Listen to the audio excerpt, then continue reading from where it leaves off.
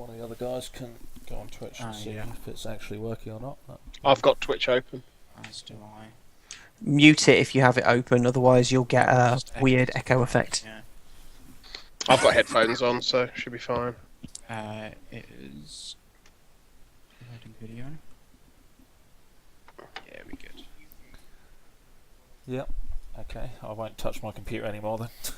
Always just muted. Right, let's start with the artwork on the screen.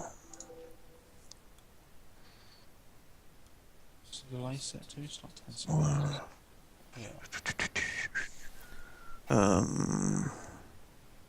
I've completely forgotten what I was doing. That's what I was doing.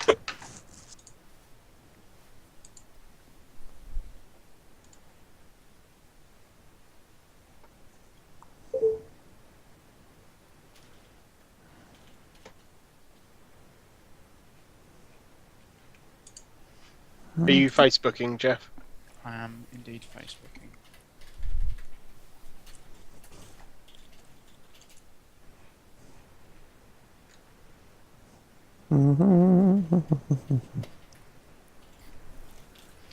I'm closing my Facebook window and I'm closing my email so that I don't get weird pings going off in my ears. Okay, we are now streaming. Won't be any viewers yet. I thought. Well, you should be able to see that, Stu. Yeah, I'll just get it open. We have 9 viewers. Aha. Welcome, everyone.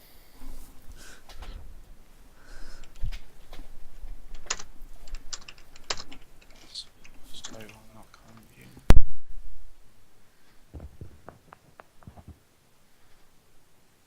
Yeah, we'll do.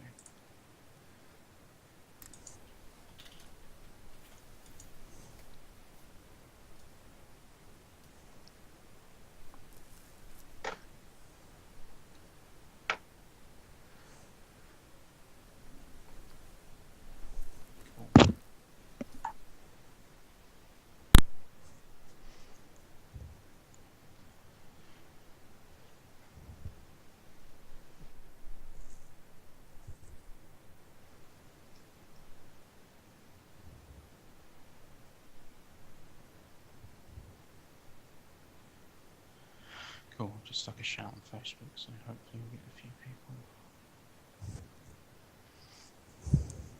So,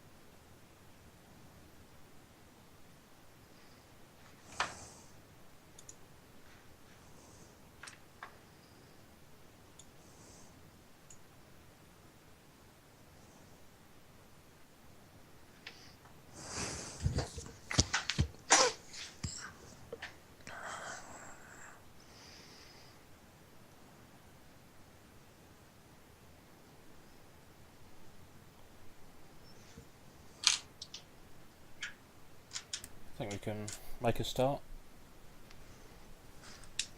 yeah, I reckon so.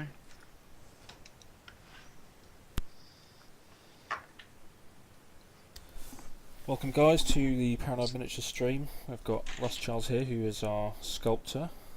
Hello. Hello, all.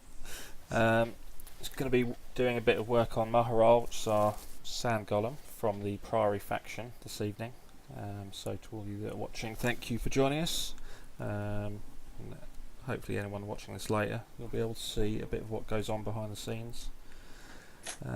So without further ado, here we are. Right, hi guys. Thanks for joining us. I'm started this sculpt today, so it's quite early in the process, and we're going to be just sort of picking out some parts to work on.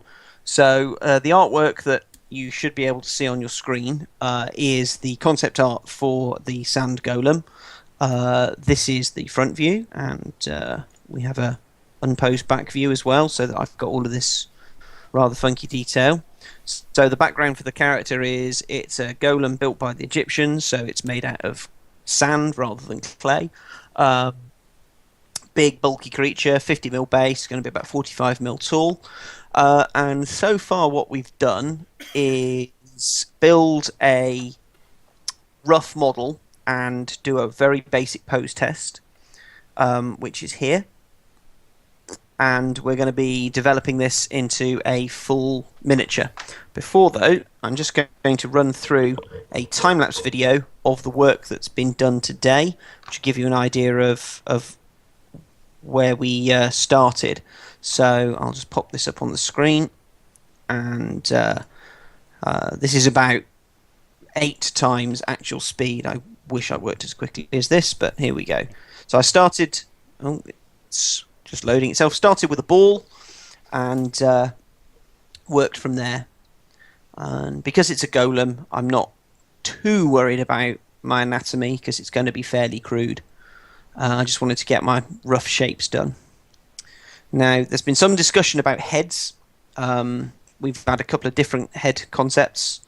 So the head that I sculpt here as a rough is not actually the head that we're going to end up using. And the head that's on the model in the pose that I had on the screen just now is also not the head that we're going to be using. Awkward customers. I know, it's shocking. So you can see here that I'm building the head, the arms, the torso and the legs as separate pieces.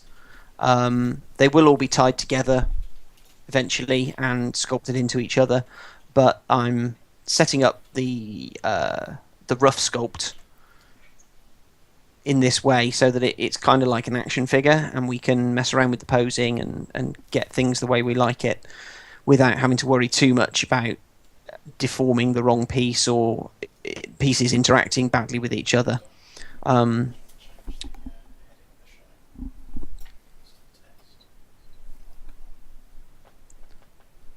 So this is his lovely tree trunk legs going on now.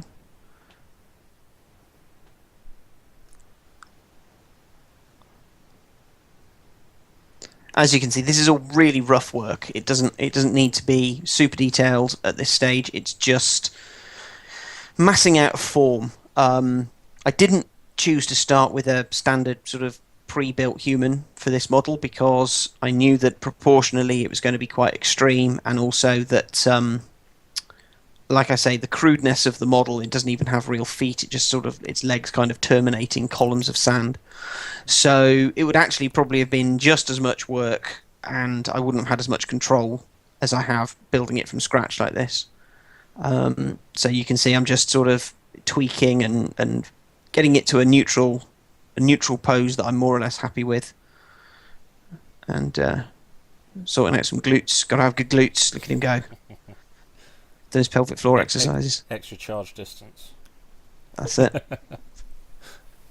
So this was kind of the starting point for the work that we were going to do this evening, and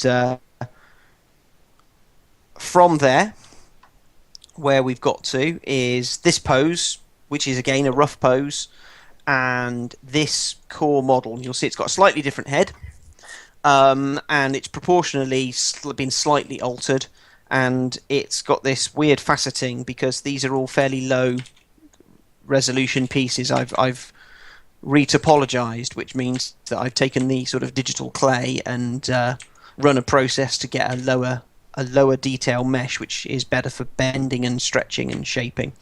So the current plan is I'm probably going to focus on the head and the headdress to start with and see where that gets us to, and we may or may not have time for more work. So you can see a headdress here, and I've got some additional artwork off to the side.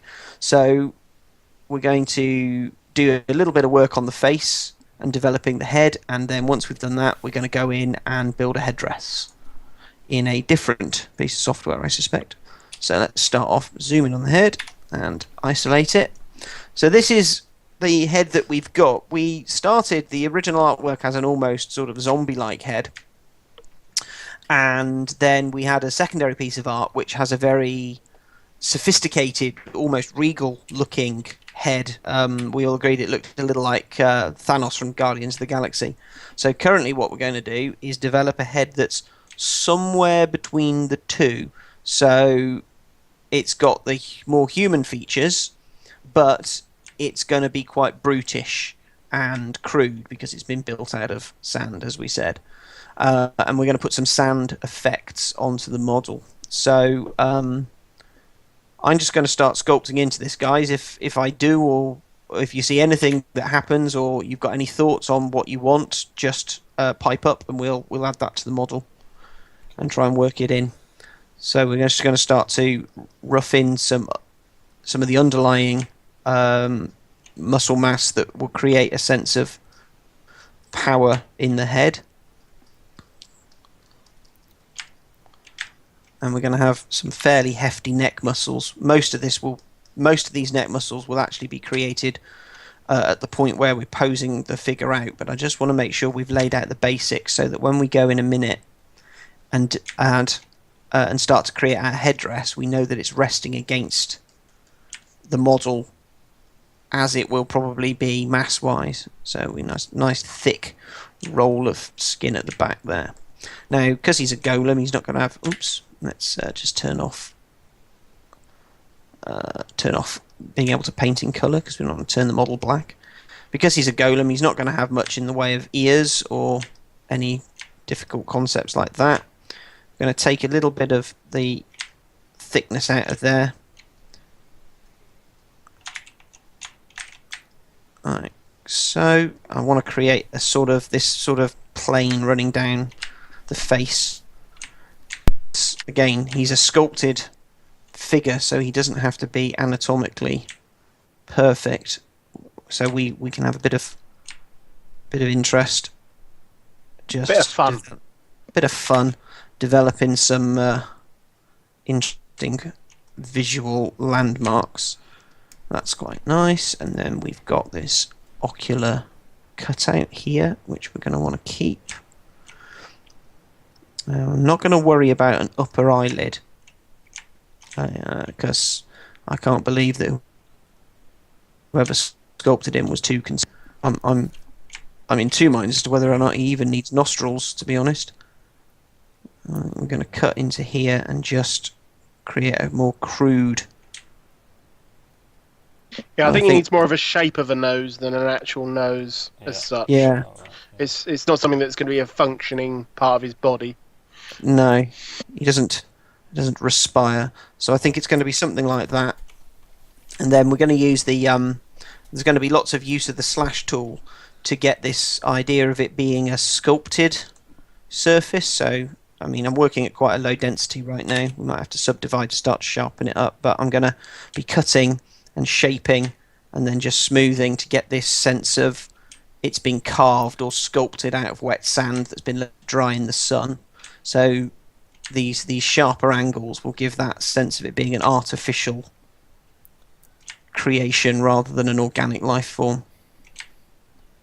And of course the Egyptian, you look at Egyptian art and it has a lot of sharply angled planar surfaces in, so it's sort of appropriate to be thinking in those terms. I mean, if we were thinking truly Egyptian, we'd give it a really larger hawkish nose because that was part of their art, but I'm not sure it would really feel right for the character. Yeah, if you've got any questions, guys, just put them up in the chat. And Yeah, remember I can't see Yeah. the Twitch stream, so if neither you've can got I. anything you want to know, anything you want to know, stick it in the stream, and the guys will pick it up and shoot the questions across to me. So we can start to see we've got something kind of brutish, but not. That's kind of. It's got something about it. Cut that plane in there like that, and then we're going to fade this back in a moment. I mean, a lot of this work, because we're working at such a low density, a lot of this work will fade, but what it'll do is it'll create angles and planes which will stay, and they'll feed through. So when eventually, a little bit further down the line, this is a production model, you know, ink will pick up on this, and we'll get those elements. Right, that's quite nice. Let's just knock that back a little bit there. Yeah.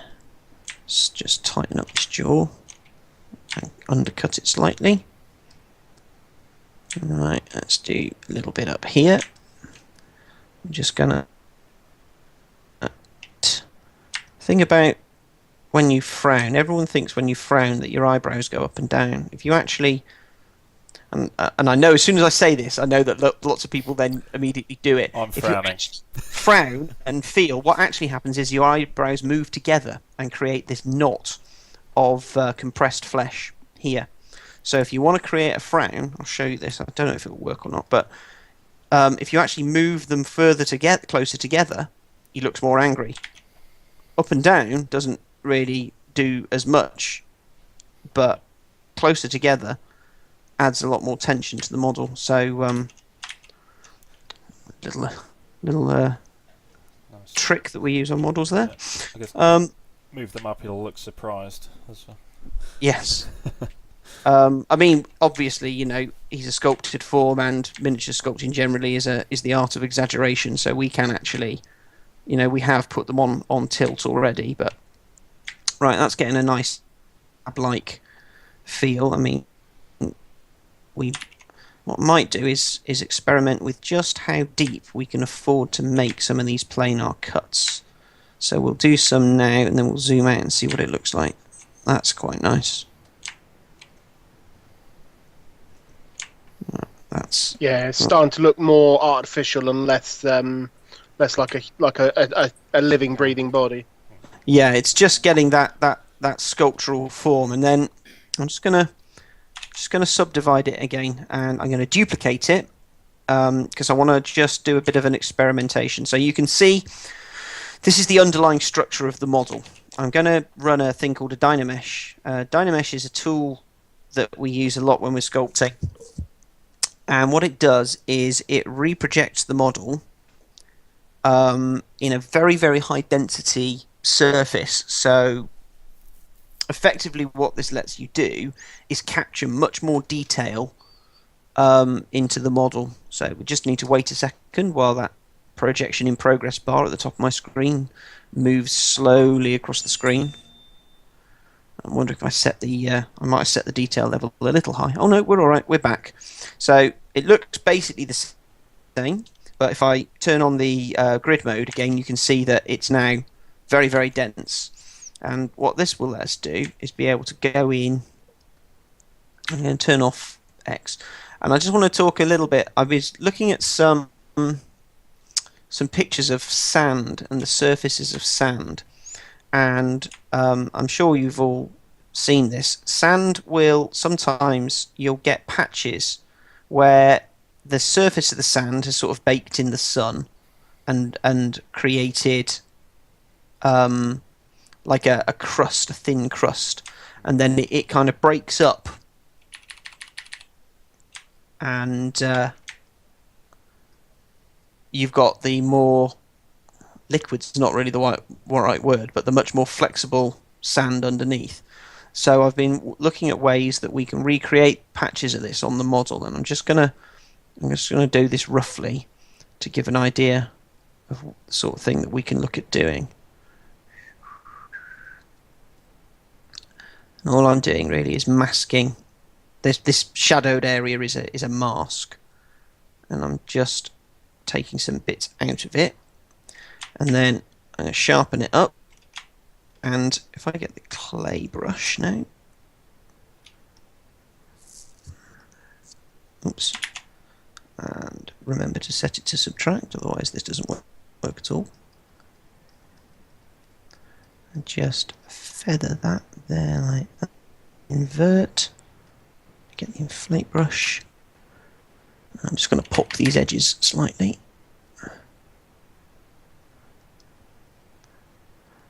Because one of the things that we do need to be doing with the model, again, to enhance that sense of it being a construct, is find ways of creating surface detail that gives some indication of its material structure. So you can see now we get that sense of a crusted surface that's breaking open. Yeah. And it's the kind of thing that will pick up nicely for painting. So that's going to be one of the elements that I want to use on the model. Right, I think what we're going to do at this point is we'll take this. This is just a proxy, so we don't need to worry too much, and we'll pre-process it. And I think we've got the basic form there. We want to do some more work on it, but I want to put the headdress on so that we're developing the rest of the detail and developing the rest of the character of the model with the headdress in place, because that's going to be a really important part of the head.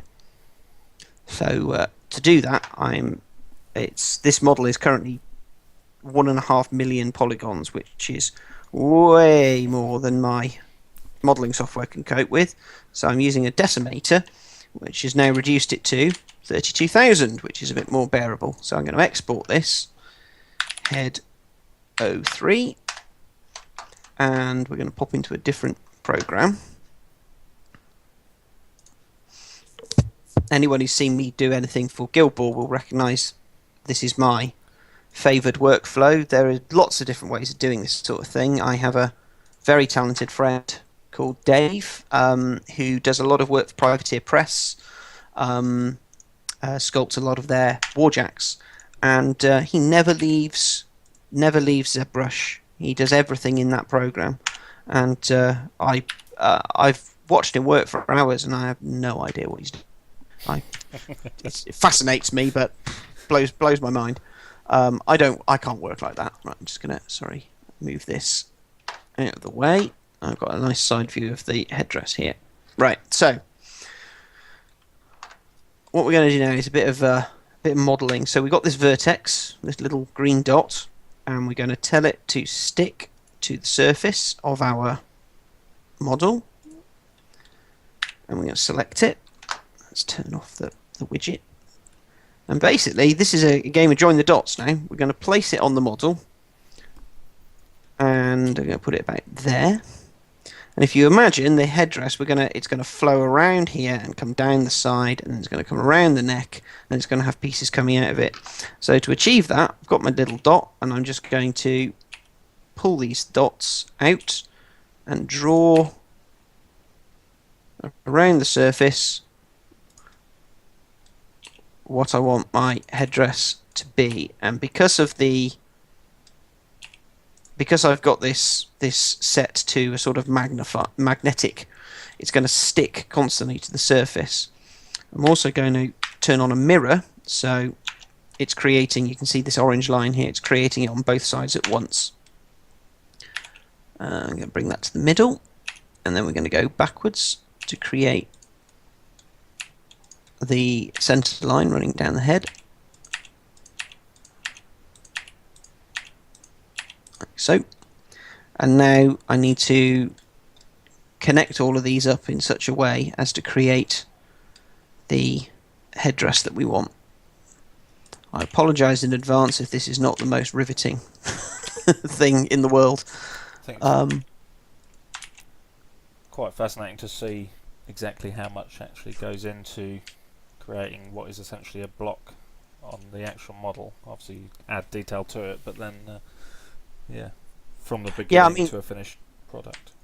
there are lots of ways you could approach this. I mean, and I have no doubt that ZBrush aficionados are out there screaming at me right now that I could, if I so chose, do this using masking and extrusions and extractions in ZBrush and then sculpt the piece to look the way I want it to.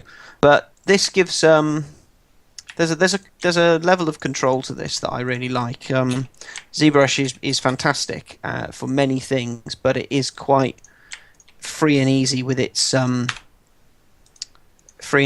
control. And there are times when I just want a little bit more precision over what I'm doing. Usually, if like this, we're making something that's clearly of manufactured origin. You can see I'm just pulling this up the head, and in a minute we're going to have a little puzzle to solve, but I'll worry about that in a sec.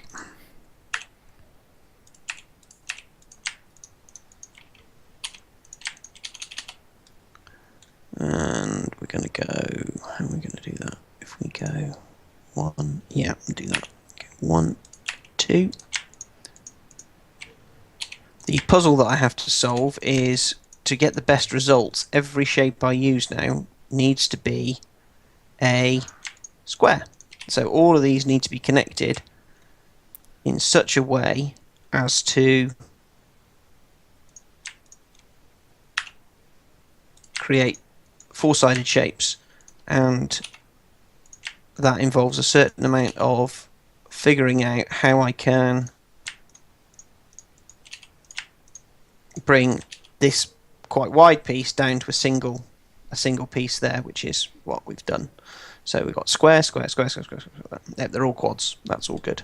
So we can see that piece looks like that. So it's still quite crude. So we're going to subdivide it, which will smooth it out. And I'm going to thicken it. So I'm going to add a modifier. I'm going to add a solidify modifier. Set to the center, and then if I pull this slider, we can create the start of our headdress.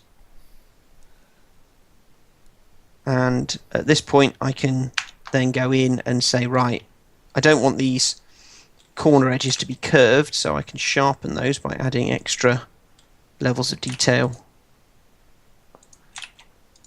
like so. I'm going to do an apply, and we'll do like that. So that's going to give me the basis of the headdress that we work on. And then the next piece I need to design, if we go back to the artwork, is this piece that sits over the head. So to create that, I'm going to start again by taking a single point. So I'll just borrow one from a friendly neighbourhood headdress. And this is just a case of looking at the art and going, right, so it comes up, down, and then follows the head round, and then follows the brow. So we'll move this one into place. We'll come down.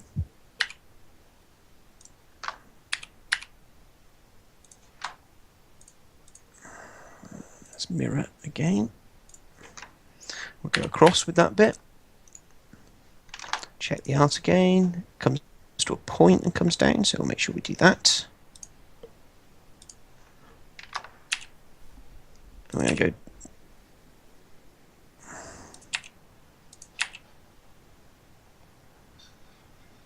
down to about there, and then I'm just going to adjust this. I'm going to just get that curve looking roughly right. Looks about right. So that can come across to the body, and then again, oops. Let's just do that so we can see where that dot goes.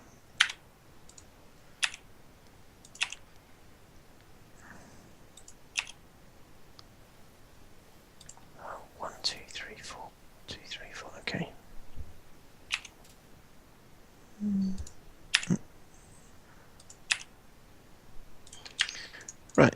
And again, just gonna fill in the dots really. One. We might. I think I've got. Have I not got enough? I may have an incorrect number of points. We'll find out in a second. I want to get this core shape built fairly quickly so that we can drop it in and sculpt on it and have something awesome looking fairly quickly. Yeah, we got an incorrect number of dots. We'll just do that.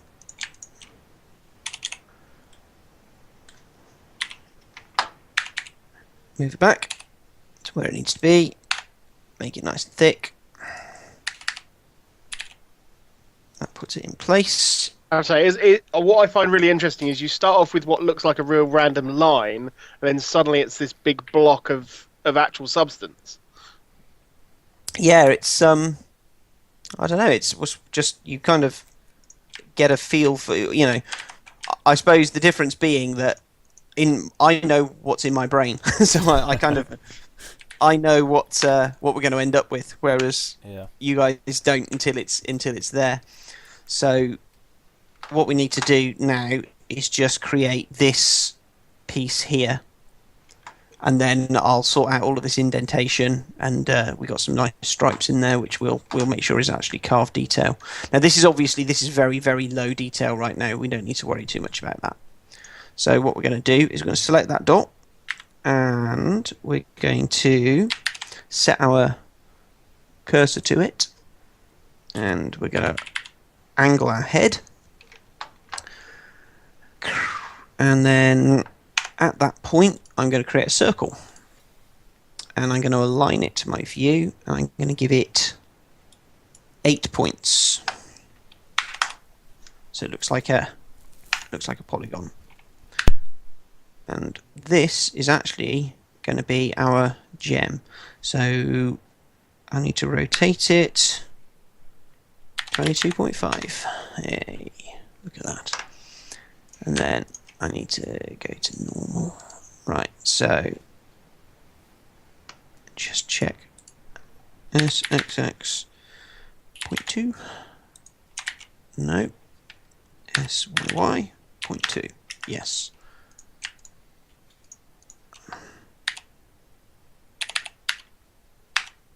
Oh dear, that didn't work at all. Brings Let's try back that again. horrible memories of trying to draw perspectively at school. Here's your vanishing point. That was a horror show. Oh, I was terrible at that sort of thing when I was a kid. Right, so we are going to extrude and scale that in. Let's turn off that a second. And then extrude and... Why are you doing that, you weird... There we go, that's what you're supposed to do. Select that. Widget. Z. Okay.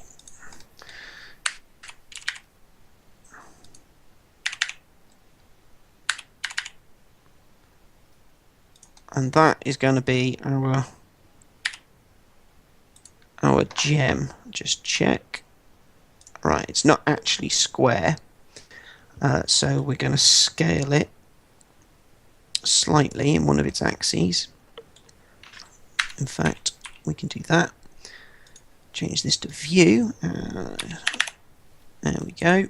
Turn to the side. Rotate it to the right angle to fit our model. And move it to there. Right, so that's the start of the gem, but obviously it's just sort of floating there. So we're going to copy those edges and separate them, and then I'm going to extrude these down, extrude them again, and close up the back so it's a solid. Then I'm going to take that edge that we just copied. There it is.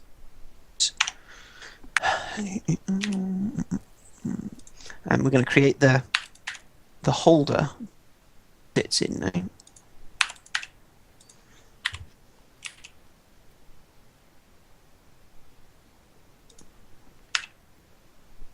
and pull that all the way back inside his head, because that won't matter. That's what we want. Sweet. So that put the gem where it needs to be. We can now take a look at this. So a couple of things need to happen with this. On the artwork, it has a protrusion at the end here. We're just going to pull something out like that and then deal with the detailing of it shortly. And the other thing that I need to do is these panels need to be inset to create our internal detail. So I'll shrink those in and then inset them. Is it going to be inset on the back as well as the front? Let's What's see the if artwork say? no, No, it's so it's solid plain on the on back. it's plain on the back. That's fine. Let's also deal with this. Select that edge, GZ, pull that up. Right, so that gives us our basic detail, but what we need to do now is subdivide it and make him look like Princess Amidala, because we now need to sharpen up all of these edges. The reason that I've made it go all squodgy is because when we take it into ZBrush, ZBrush's default setting is to subdivide. That's how it creates its detail and levels of sculpting. So we have to subdivide the model at this stage ourselves to make sure that we have a we have all of these lines. What I'm doing is I'm adding lines, because when you subdivide a model, what the computer's doing is it's interpolating the gap between. So if we look here, it's looking at that line to that point and then that line to that point and interpolating that curve from those lines. So the closer together we put two lines, the less curved its interpolation can be, because the less distance it has to interpolate. So as an example, we can see there that's a smooth curve. If I put a line and pull it to that point, we get an angle there because the interpolation changes. So what I'm doing is, having created our basic shape, I then go through and add these control lines to sharpen the bits we want sharp and leave the bits that we want smooth soft, to create that. Once we've done that, right, that's got striped detail on, but it's not cut in looking. I'm just glancing off to the artwork at the side. So what we're going to do is we're going to hide that. We don't need that, and there's a line there we don't need. So we're going to take this now. We're going to export it from our modeling tool as head dress, and we're going to pause and realise that we didn't click selection only, and then we're going to do it again and get it right. Selection only, export objects. And then we're going back to here. We can end it. And there it is. That's interesting. Where is my... I didn't have the gem selected. Honestly. What am I like? Yeah, I didn't have the gem selected, so we'll grab the gem as well and do that again. Dual thief about, obviously. Yeah. Did someone call for Dr. Jones? Right, so we'll re-import that fresh so we know it's right. There we go, that's what we want. So we can see there we got our object, and it's one colour because it's one group. ZBrush thinks it's one thing. If I click auto groups, it changes all to different colours because ZBrush works its way through and works out which pieces are connected to each other and which pieces are just sort of sitting in the same space. So we can see here that the green part of the headdress is poking through. So what I'm going to do is we're going to go to our core form that we're working on. We're going to append headdress to here. Make sure we get the right one. Turn that off. And see it sitting in place, and then we can develop it a little more. So what I'm actually going to do is I'm going to split it into its salient parts. So each of these pieces is now separate, meaning I can work on them individually without worrying too much about it, the other pieces. So let's turn that on and that on. So the first thing we're going to do is correct that little bit of detailing there. So at this point I get my move brush, turn on symmetry, and just tweak that into the body. There we go, problem solved. Right, so what we want to do now then is this headdress needs some stripes cut into it, and then we need to put some jewels and detailing into it as well. So first thing I'm going to do is Dynamesh it, which will enable me to sculpt into the surface.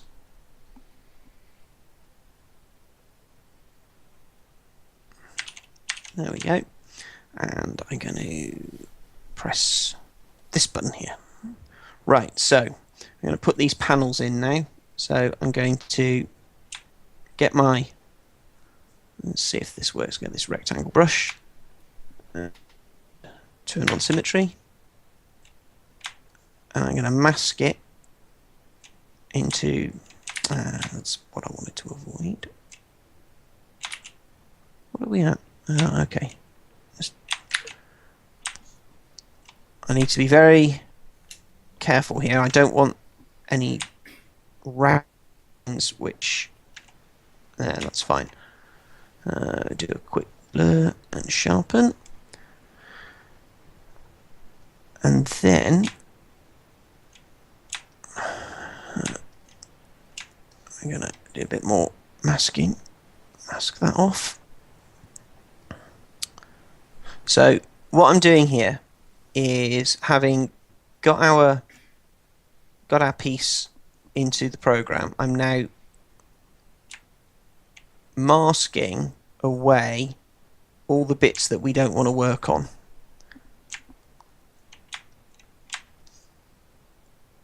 Because we don't want this detail to apply to the outer parts, just to the inner.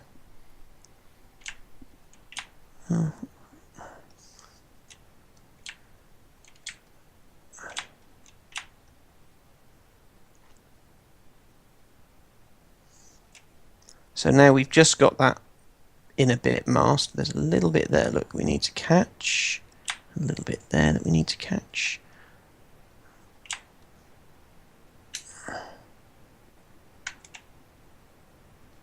There. With those masked, we can get the move tool and push these in, or actually we'll pull them forward. That looks cool. Creating our nice paintable stripes on our headdress. Right, and again, quick dive into the artwork. We see that there is a double seam running through the model. So we will select two lines running through the model, like that.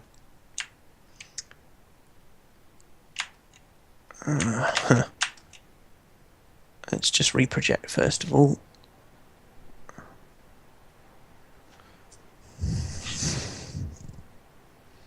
There we go.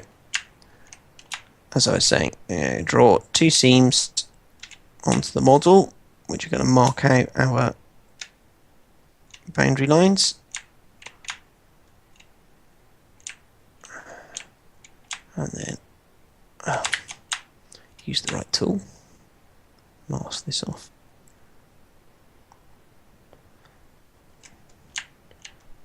And that gives us this all the way around. And that one's possibly thicker than the other one. Oops. So we'll just trim them both down a little touch actually. There we go.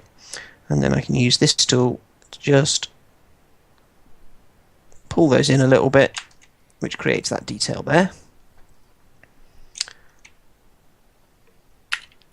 Right, and then we can, I have some pre-set up shapes that we can use to create some of our detailing now. So we can take these and, oh hello, why is it doing that then? Let's try that. That's better.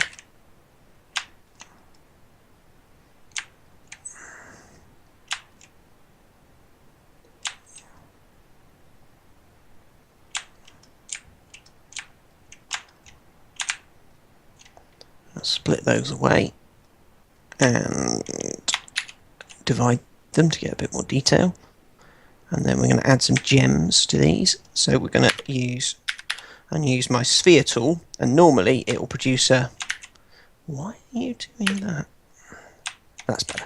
It's going to produce a half sphere, but I'm going to reduce the strength of it down a little touch, so that instead of a half sphere we get a slightly more gem-like finish, like so. Let's try and get it actually in the middle. That's always good.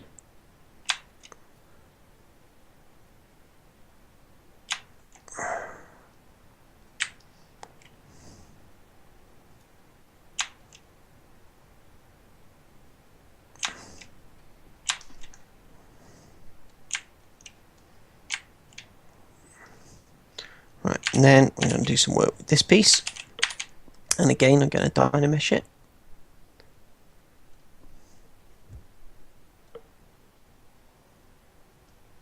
So when you say dynamesh, do you mean does that just break it down into more pixels, or?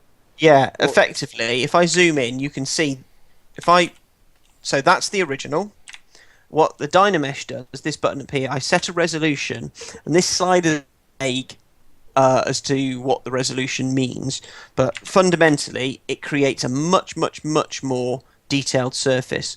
The other thing that it does, just to show you, is if you've got different objects, dynamesh will let you combine them into a single mesh, which you can then sculpt as a single unit. So it's quite a nice way of constructing, and you can also subtract in a similar way.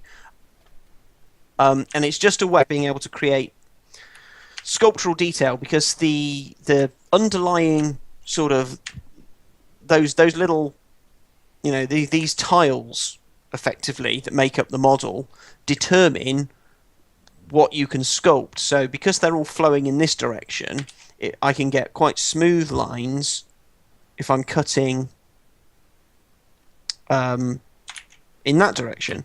But if I cut on the diagonal, you can see, because I'm not following the flow, it's much less detailed. What Dynamesh does is it creates such a density that you don't really need to worry about that. You can just get on and create whatever sculptural detail you want to without having to think too much about the topology. And then what ZBrush's genius is it actually then has a tool that will let you recreate the highly detailed structured topology that you got rid of.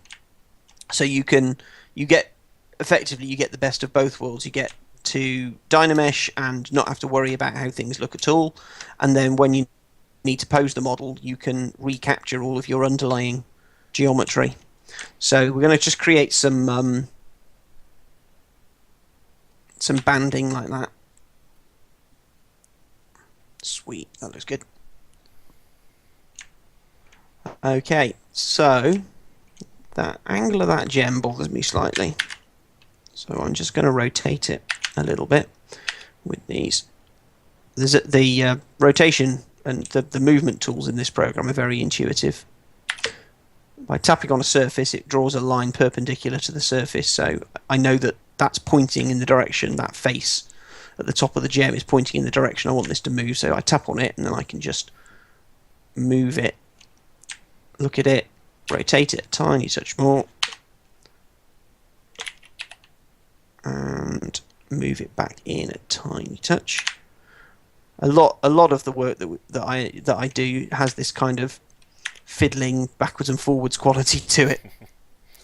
Right, so that's the basics of our headdress in place now. And with that in place, we're able to, let's delete that, we don't need that. We're able to reevaluate this head and decide what we want to do now to develop it, because we've got the headdress, which gives us the context for the rest of the head, really. Yeah. So at this point, this is where you guys get to chip in with your thoughts on what we do. Now, one of the things I note from the artwork, and I will add to the model immediately because it will help us, is that the figure has a pair of metal hoops. Let's do it there. Embedded just in front of the... What do you mean? Sorry, it's being annoying. Right, there we go. It wasn't being annoying, that's not fair. I was trying to make it do something it can't do. So it has these embedded in its flesh, more or less where its ears would be. And then it will have chains coming off these. And being an organised kind of person, I have a chain brush that we can use, and we'll just mock in. They're a bit small, aren't they? That's bigger. That's more like it. And grab that end. Now these chains, as you can see, are live curves. So I just need to get that to get it just the right place. Then it decided, no, I want to go behind instead. There, that'll do. And then we can just move these. Doo-doo. And then remove the rings that I put in as my guide.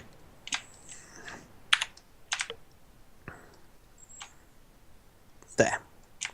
So that gives us more of a sense of what the overall head's going to be like. Let's just rotate those in against the face ever so slightly. What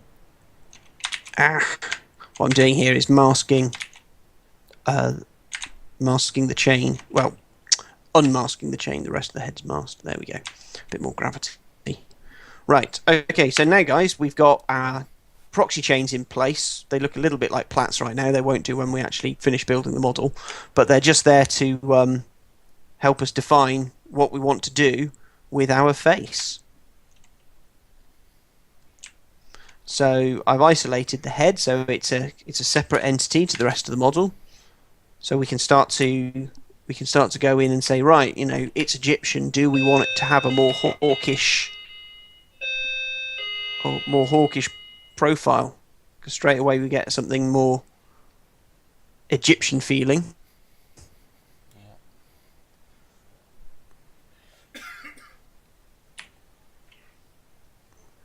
And commanding.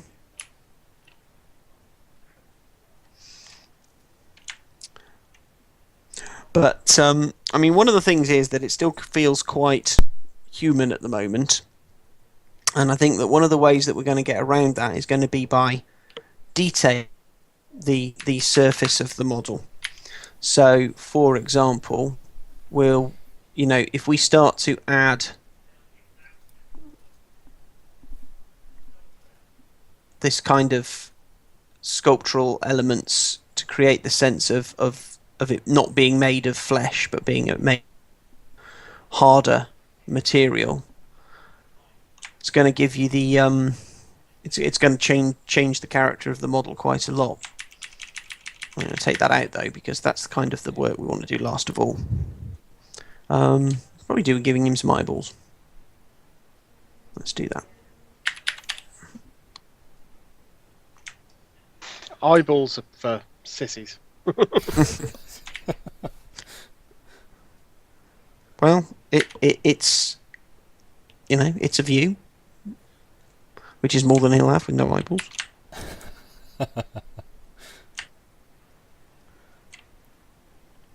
Ooh. Say hello to Mr. Angry Eyes. Yeah. That's good. The angrier the better. Okay, so that's where we're at now. That's quite imposing, actually. Putting the eyes in does make a difference. Yeah. I was gonna say I just got an image of Roger Rabbit, the bad guy in Roger Rabbit. Oh, when his eyes pop out, you mean? Yeah. Yeah. Looking good. Yes. So, if you have any thoughts about our face, because as you can see, we can make broad proportional changes quite easily. I mean, Yeah. Green Lummox has stated that it almost looks a bit like Anubis with the larger, pointier nose. Isn't he a jackal god? I think so. Yes.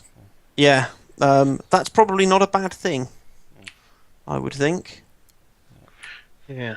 I mean, this is the kind of tinkering that I can spend hours on. Let's. Yeah. Unfortunately, Let's Mark, just- whose faction this is about the only one who isn't with us. So I'm sure Yes. he'd have some input. But Currently Well, I'll living tell up you to what. his We'll. We might just get him a bit more haughty looking, like that, and I might call it a day on the face for now. We can come back to it and develop it further. I think there's the potential there for it to work really well, but I think at the moment we're broadly where we can get to with that face. Yeah, that looks pretty Uh, definitely so very threatening. yeah. let's Just- take a look at sorry, the body. Yes. Quick point on the chains that we've got coming down. Mhm. The initial loop is attached to the headdress. Is it? Okay, that's It fine. should be. Sorry, rather, I should say. Well, these chains will be replaced. They're one of the things that you kind of need to do once the model's posed, because the Yeah. final angle and weight of the how they're affected by geometry and gravity will be determined By his pose. by his pose. So anything that we add at this point will just be a stand-in. So now what we're going to do is we can go in and let's just look at some stuff about muscles. And his muscles are not desperately realistic, because this muscle, actually, this is kind of the same muscle group. And the way the arm goes together is ever so complicated. It's something that is very easy to get wrong. Believe me, I have many times. So you've got this large muscle that sits here. It goes under the shoulder muscle, but sort of flows under it in such a way that when this piece moves, there's a dividing line that's visible here. But when the arm lifts, that dividing line flattens out because of the way the muscles move, and then the bicep emerges from underneath these, and then the gap between the bicep and the rear muscle creates the armpit, and then there's a smaller muscle that comes out at the back. You'll notice that I'm not too hot on the names of any of these muscles. I just know where they are and what they look like. So I just want to, again, because he's a golem, he's going to be quite crude, but I just want to make sure that we've got some sense of that musculature built into the model, because as humans, it's part of what makes us see things as powerful, because we know our own anatomy. So it's important that we have at least a nod to it on the model.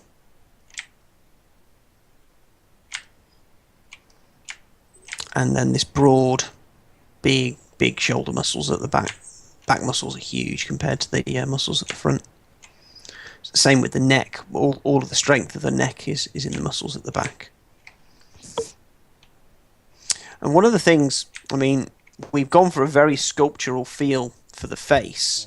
We could have done the model in a much more sort of lumpen kind of finish as well, and that would have been a valid sort of creative choice. But I think that it's going to look nicer if we go for this very sculpted feel and then break it up with surface detailing. I think that's going to be what works. In fact, having said we've finished with the head, I do just want to. I'm going to duplicate it. I'm quite intrigued to know if that cracking that I was talking about earlier. I just want to very briefly dynamesh ahead and try some textural elements, because that'll help us then move forward into the body, knowing what we want to do. Have we had any questions, by the way? There's a couple of questions about software, just what you were using. ZBrush at the time. This is ZBrush, yeah. I mean, it really is the only choice. I think you can. The competing product, I suppose, that some people use is a program called Mudbox, which was developed by Weta Workshop for making Lord of the Rings, and it was then bought by Autodesk, who make 3D Max and Maya and so forth. And it's a very good piece of software. I had a education license copy a little while ago, which I played around with, and it was very good. But I think that this is a more featured, pure sculpting program. ZBrush is more featured, and it has some features and tricks.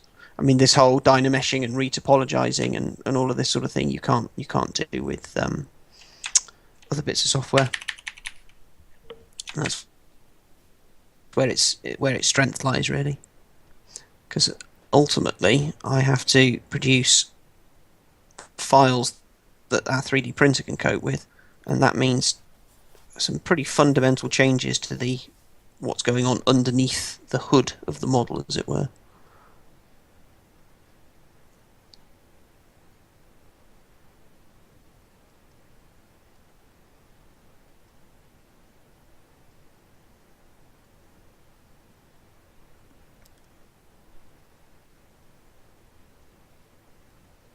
I'm assuming that everyone who's tuned in will already have seen Abby. Yeah, she went up on Beasts of War. They should have, yeah. She's been on Beasts of War. She's been on our Facebook page for a few days.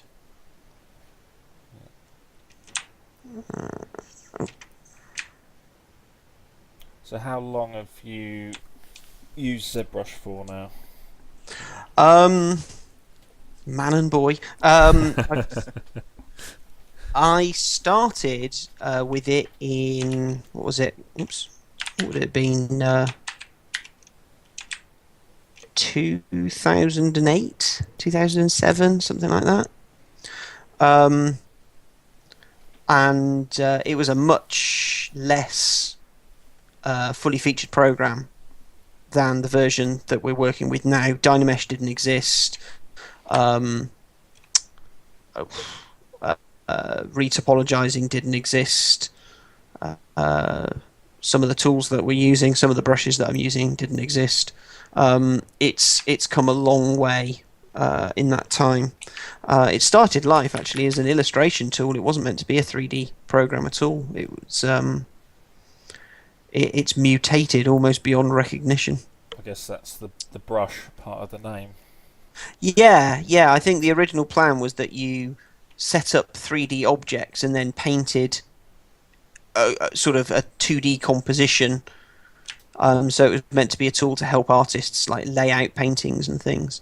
And it's just expanded and developed. I started on version 2. This is version 4.7.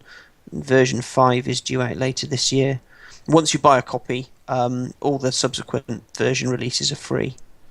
That's good. So it is. It's very generous.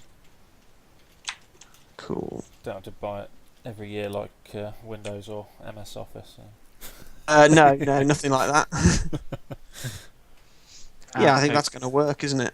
We've just had a question in from Green Lummox. So, are you doing this with a mouse or a stylus/tab? I'm working with it's a Wacom,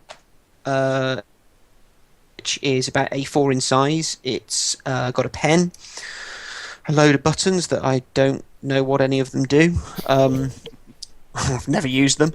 And yeah, the program is pressure sensitive, and you can do stuff with a mouse, but when you're doing things like broaches or posing a model and drawing masks and things, you can do all that with a mouse. But any sculptural work like this, you really do need the program to be using the pressure sensitivity that you get from the pen. So that would allow you to cut more deeply, or yeah. So let's just give an example. If I zoom in on the face, So I've got my pen and I've got this crack tool. So if I drag across, oops, it's actually so small we can't see it. If I drag across with the mouse, we get a line like that. If I drag with the pen, I can start very, very softly, press down, and come to a point finish by lifting up again. And it's the same if I've got the slash tool. If I draw on this surface with a slash, starting very gently, press harder and harder and harder, and then lift off again. Whereas if I do that with the mouse, you get nothing because the sensitivity is turned right down. So that degree of control is only possible using the pen. You can't replicate that with the mouse. And I liken, people tell me, oh, I tried doing some digital sculpting with my mouse and I didn't get on with it. And I was like, well, when you draw, do you tie your crayon to a brick before you start working? Right. Cool. Right, okay. How are we doing for time, by the way, before I start the next? 8:30. 8:30. Going an hour already. Right, okay. So we'll do a bit of work on the body, and I think that'll be a good place to finish. So again, we're gonna try and recreate this very sculptural feeling form. So I'm going to use the slash tool to start with, and what I'm going to do is I'm going to cut lines in, and then I'm just going to. One of the things with ZBrush is by holding the Alt key, you can get the opposite effect. So the slash tool cuts in. By holding Alt, it pulls out. So if I hold Alt, and because I've got my pressure sensitivity, I just run a line very gently. Rather than pulling the surface out, it will just create a sharpened edge, which just gives me that crispness. So what I'm just going to do is cut these shapes in and aim to just create some very artificial feeling striations, which I will reinforce when we add surface detail like cracks and ligature marks in the sand that forms the model. So this is a great brush for cutting muscle planes and transitions between muscle groups anyway, but when we want something like this that needs to look highly artificial, it's even more useful. But I actually find this is quite a sculptural brush. A lot of the core work that I'll do with this sort of carving in, smoothing back, and creating forms and planar cuts.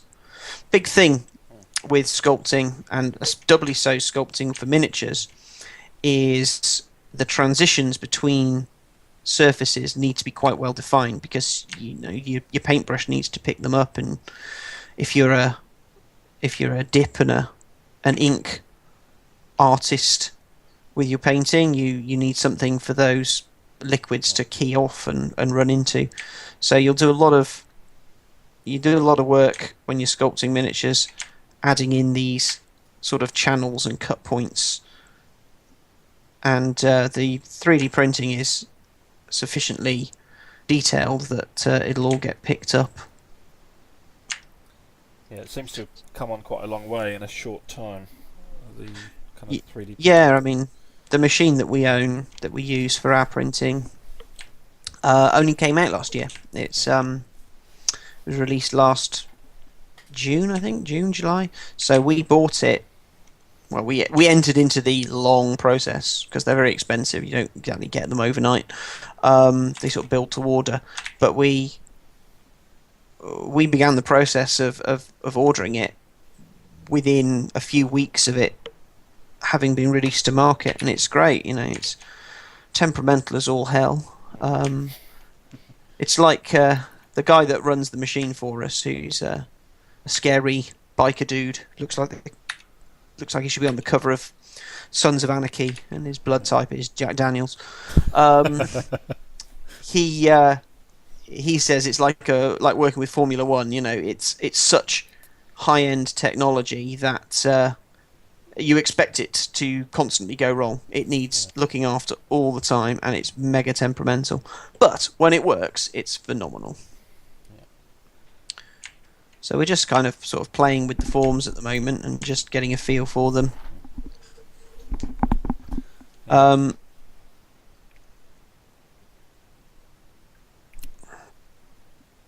And again, it's going to come down to how crude versus how sculpted we decide the final form's going to be.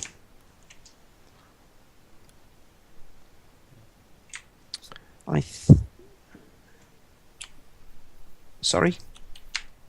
I was just going to say, it's kind of that compromise whether he's just been touched up with a hammer and chisel or he's been running around punching things for 50 years and he's cracked and a bit worse for wear, isn't it? So. Well, it is, and like you say, without Mark being here, I'm loath to push the model too far in a particular direction for obvious reasons. Just going to make a little there's a little adjustment we need to make there.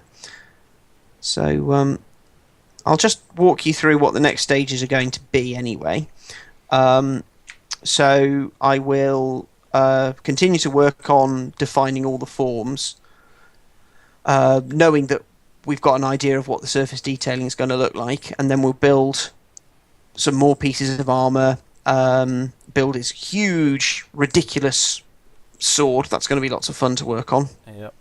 And get him into pose, and then we'll be able to take this through. So we'll probably be parking the model till Mark's back, and then I'd say he had about an extra 6 hours work to do, and then we should be in a place where he's done, which would be pretty awesome. So I think this is probably a good place to leave him, because I don't want to push the model too much further without the feedback from his daddy. Yeah. So, is there any other questions or comments that people want to ask before we call it a day? Green Lummox has been active in our chat. He said about Abigail. Said yes, she looks fantastic. Oh, excellent! Thank you very much. Do you want her up on screen briefly so we can have an interactive? Yeah. We can take a quick look. A quick walk through of it. That'd be cool. You see the many versions of her until we got to the final. Nothing to do with me. There she is. So this is our final model. Let's just turn perspective on because it just looks a bit more dynamic. So this is a good example of what I was saying earlier about casting. So, oh look, her strap's disappeared. She needs a strap there. So we can't cast these set of hands because this hole here would be filled with rubber. So we've designed the model intending to separate the arm there and there, so that'll be a little plug, and the arms and the pickaxe will be a single piece. And then again, you get a similar problem at the back here. Yep. So this satchel will separate off, and then of course she'll only be about so big when you actually get her. It's always kind of weird. Yeah. But yeah, she's come out really nicely. I'm very pleased with her. Yep. She's very nice. So hopefully we'll get this chap finished before too long, and she'll have something to swing a pickaxe at. Although actually they're on the same side, aren't they? They are, yeah. Yeah. Maybe just in sparring. Well, he might have punched the wrong thing. That'd be a good enough reason. Yeah, right. I think the most important thing we can do right now is make a save, because ZBrush is many things, but reliable and stable are two things that it is not. So what's I sculpted the. Yeah. Sorry. I think you mentioned you had an issue when you were sculpting it that you lost a bunch of work, didn't you? Or oh yeah, so certain things like dynameshing and all the rest of it can corrupt the model, and so you'll get a crash. So, if I press 9, I get a quick save, and I can normally go back in. But very occasionally, you'll do that, and you'll press 9, you'll get a quick save, and you'll try and reopen the model, and everything with today's timestamp has been corrupted by the crash. Oh. And that's it. You're done. If you haven't actually physically saved the model out to a separate directory, start again. Those are good days, fun times. So what's one of the worst issues you've had then? Have you ever? Quite recently, as in within the last 48 hours, I resculpted the same model 3 times. Oh, wow. That was fun. I I think the worst one was losing a Guild Ball model that was pretty much finished. But it's my own fault, iterative saves. Gotta save. But I was a fool to myself. Didn't follow my own rules. All too easy though to get carried away, and Yeah. before you know it, a few hours have passed. Very much Yeah. so. Right, chaps. Thank you very Okay. much for everyone who's joined the stream. I hope it's been helpful and informative, and hopefully we'll be able to do some more work in the near future. Do some more again. Yeah, no, thanks very much Super. for hosting this, and it's been very good. Yeah, fascinating. Not a problem. Okay, well, thanks everyone for viewing. Like Russ says, hopefully we'll do another one at some point, but we should, in theory, have some more models on the way, ramping up into the new year as well. So, thank you all, and thanks again to Russ. Yes, thanks very much, Russ. Yes, Much thanks, Russ. appreciated. No worries. Good night. Thank you.